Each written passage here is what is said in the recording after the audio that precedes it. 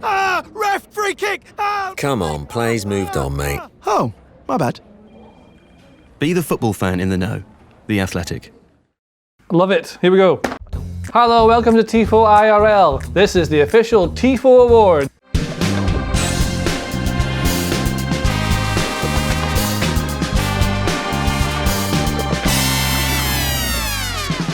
Which we have made up to cover for other videos we're supposed to make and couldn't because of illness. And I am joined, because I'm JJ Bull, by Seb Stafford-Bloor and also Alex Stewart, who is very excited. We're going to go through a huge amount of awards, including, stay tuned for this one, Dribbliest Boi.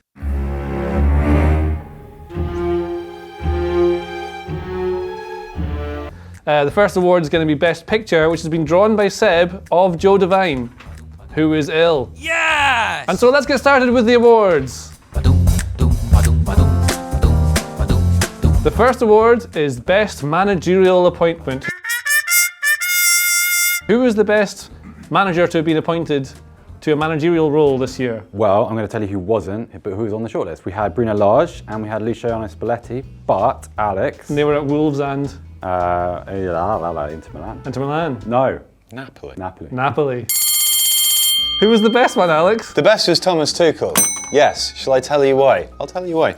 So basically, he inherited a bit of a messy situation from Frank Lampard. What he did was he tightened up this area, brought back Rudiger, who's a really aggressive defender, used this tight midfield double pivot here to lock up this part of the pitch, set his wing backs free, he released them so they can gamble around in this area, and it's beautiful, and they underlap and they overlap. And then up here, you've either got a fluid front three that drop off and do exciting things, or sometimes a front two like that. He's basically completely changed this team overnight, turned Chelsea into a very well-drilled attacking machine. Defensively, they don't concede goals, and they have Edouard Mendy, who is a beautiful man.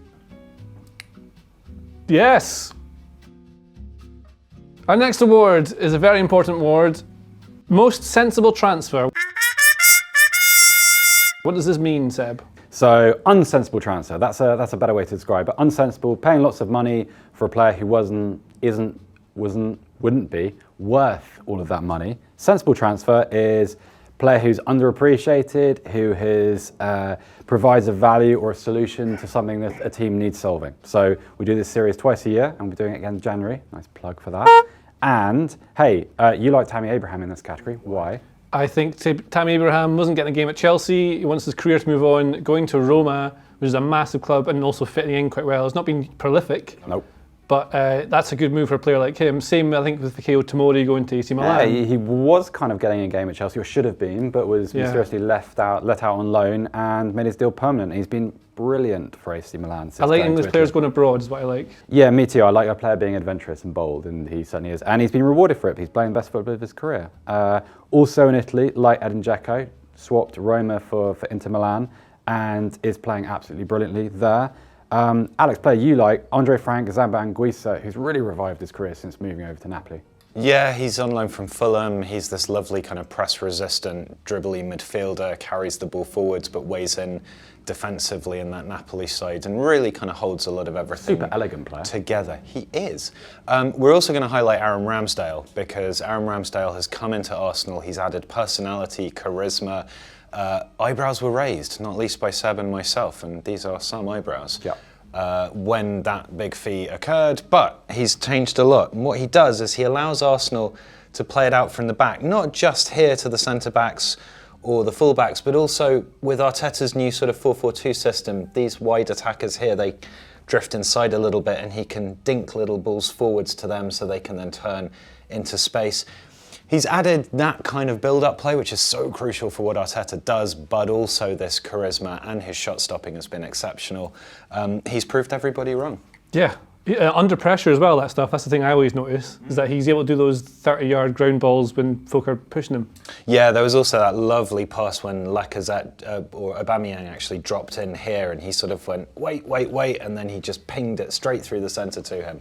It's a beautiful piece of play. Advances Arsenal right up the pitch. Homegrown player, instantly improves that position, will be there for years. Seemed to cost a lot, but I think that's actually a really good value now in retrospect, and I was completely wrong about that.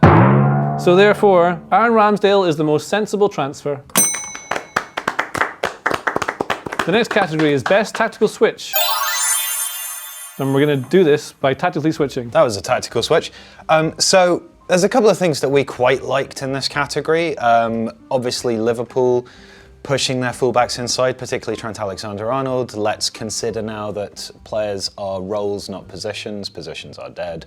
And their central midfielder pushes out to the side, and that compensates for that. JJ did an amazing video on Pep Guardiola and the reinvention of the 4-4-2 with those kind of 2 false 9 systems. But JJ, what have you gone for as our best tactical switch? Well, it was a team choice, but what we've done is gone with Italy's transition from being a very defensive, well, traditionally defensive team, to under Roberto Mancini being a really attacking one. Sure enough, they might not get to the World Cup, we don't know about that yet, but Euro, what year was it? 2020. That year, which was 2021 also, they played this 4-3-3, which was super aggressive and really attacking. And there's something that we see a lot in modern teams and that you don't often see in international football, is that you've got this one left back who is Spinazzola, who's sadly got injured straight after, or during the tournament actually, who would often get up here to give you your wide left width. The centre backs would come round, with one becoming a sort of sweeper, with the right back tucking in to form a triangle, with Jorginho at the top to make it a diamond. Here's a diamond, because we like diamonds. And then what you have is Verratti and Berardi joined by someone else called Jorginho, who I've already mentioned there. This midfield three was excellent on the ball in possession, but also for winning the ball back high up the pitch. Because what you had also was Chiesa came off the right wing to attack these central spaces and held the width. You had Ciro Immobile, who was a central striker, able to get on the end of crosses and any balls played into him from deep to help with link play. And Lorenzo Insigne came off the left wing to attack these central spaces. So like in a lot of modern football, you had a front four joined by a 5, which is the midfield Barella, who would move into this situation here. And as I was just saying, the pressing that they put into, which is hard to do in an international tournament, especially because you don't have time to train it and their games are so close together that you don't have much time to recover and rest.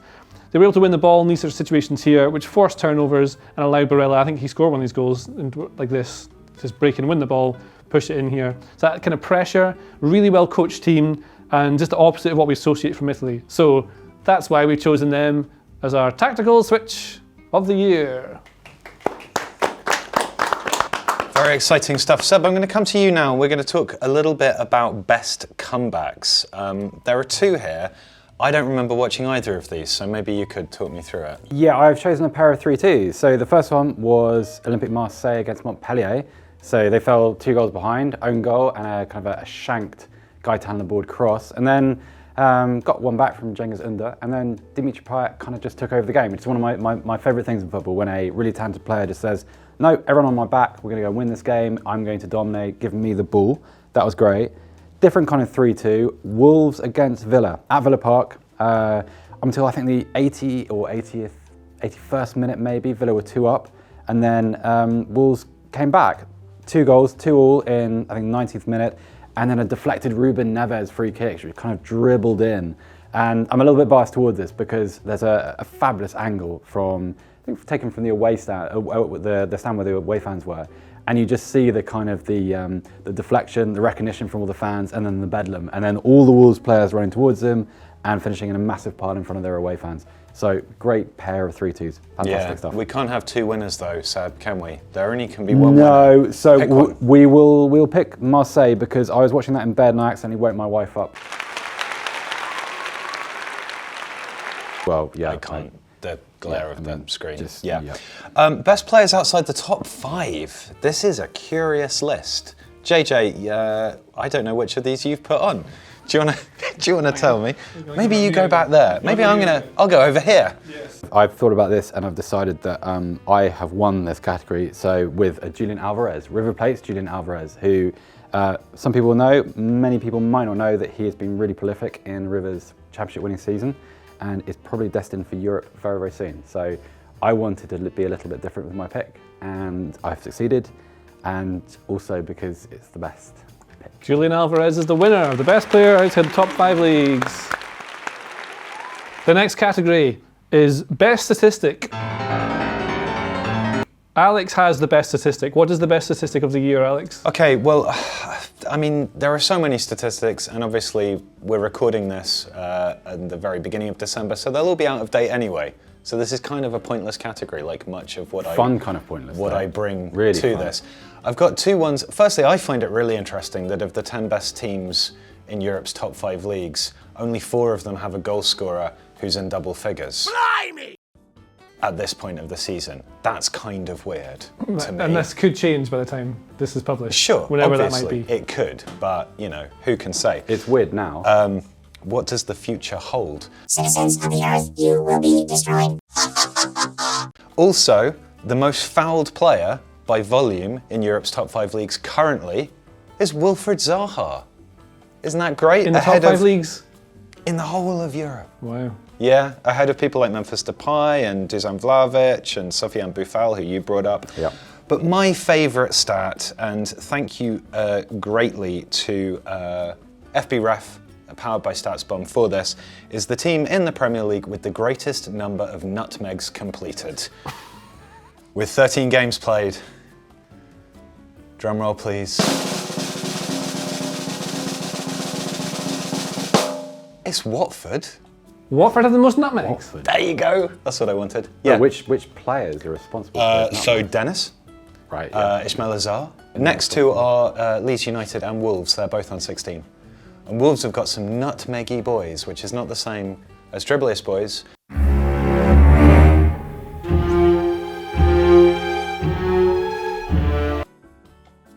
But Hwang Hee-chan and Francesco Trincao, both a lot of nutmegs. So yeah, football can be fun, apparently. And that's statistic of the year. Here's a really big award now. Tifo's favourite player of the year. We're going to have 3 nominations each to who our favourite player of the year is. I'm going to say why. I'll go first, because I'm here.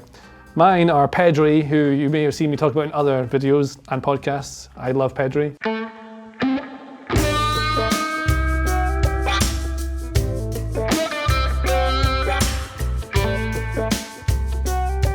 He is the best. Also, Phil Foden. I'm glad that he is now a fully fledged top 10 player in the world.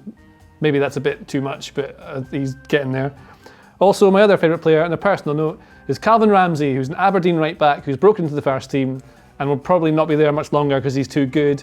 Can hit free kicks and corners like some sort of corner wizard, and is a good defender and just a good ball-playing player. Just a good guy. Playing good football. Yeah, so one of those is my favourite player of the year. I'm going to have all 3. Seb. Okay, yeah, mine, my first is Christopher Nkunku, RB Leipzig's fast evolving, brilliant attacking midfielder, getting better and better every time I see him.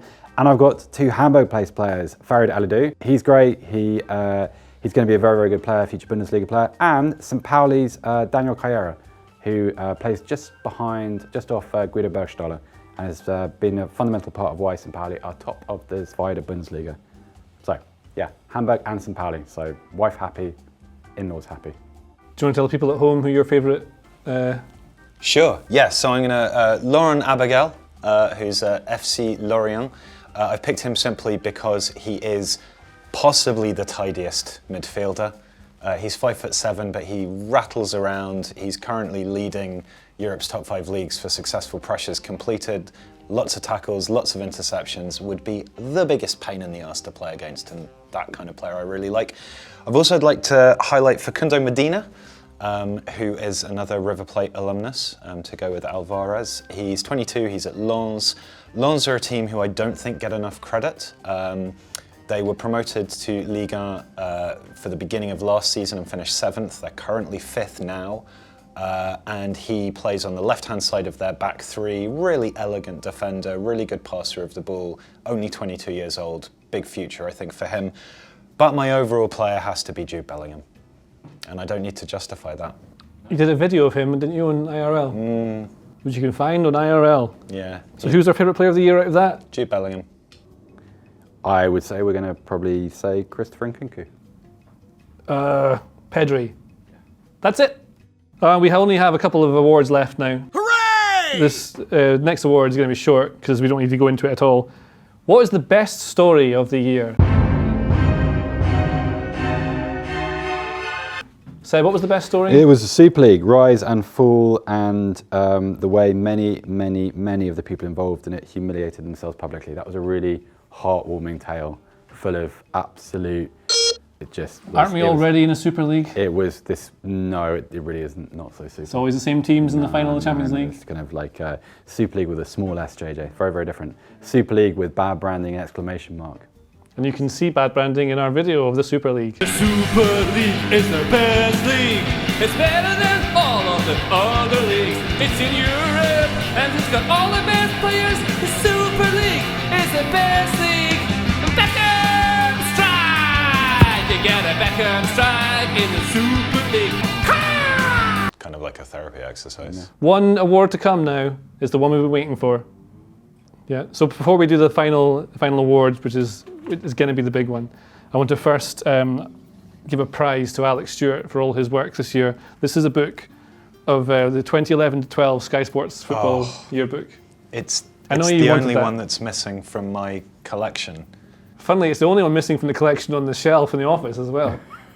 There's no overlap there. No. No. And I want to award to Seb the Trophy of Kindness, because he's so kind. But I'm going to give you a Joe Devine, just in the way that we know him. Yeah. That was my gift. Let's do the last category. Okay, guys, I know we've been waiting for this for a long time now. The 2021 official. Who is the Dribbliest Boi award?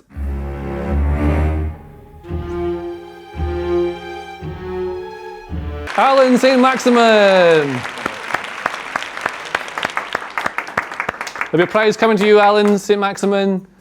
Maybe this trophy. Yeah, and we'll put it in the post. Maybe the 2013-14 Sky Sports Yearbook. We don't know yet. And that is our Tifo Awards. We hope you've had a lovely festive time, because we assume this has been published at that roughly time. Thanks for watching us all year. Really appreciate it. And thanks for subscribing. Tell all your friends. Have a lovely time. See you later.